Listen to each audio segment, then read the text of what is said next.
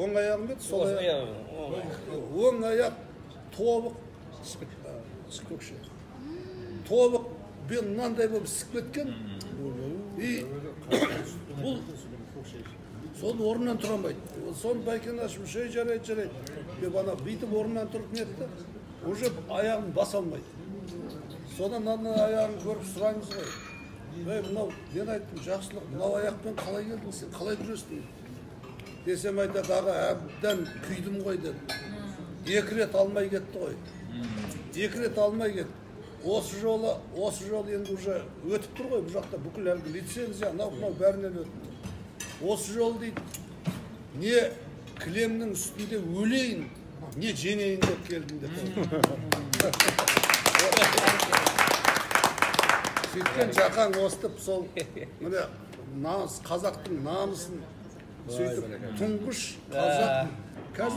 Қазір вроде всем привычно, что наши ребята становятся чемпионами Олимпийских игр. Бәріміз етіміз үйреніп қалды. А ол кезде это был первый казах. Чемпион Олимпийских игр. 20 жылдан кейін барып, Тарқалыппен Ермахан болды. Иә, бұлар атла еді. Сиднейде. Өзім жылап жетіп болсын. 20 жылдан ешкім болған жоқты. Бір қазақ болған жоқ. Сон бірақта Байкен Асенович менен сұрайды. Ал жақсылық, жаңағыдай, қалай енді үлкен кісі сәлем айтты дейді. Мен әлі есімде.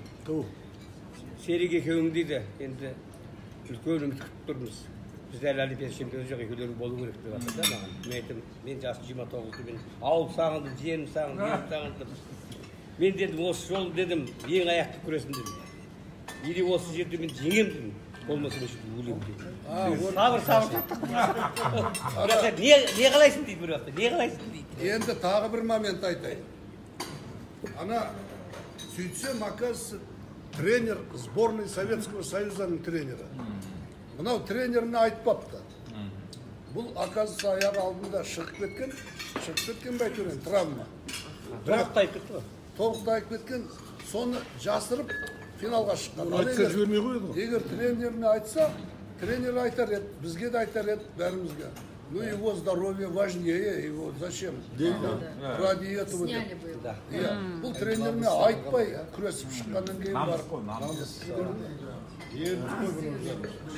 Байкен Асенович маған айтады, не қалайсың дейді, не берейік дейді. Мына кісі, мына қыздар екеуін біріміз қараймыз.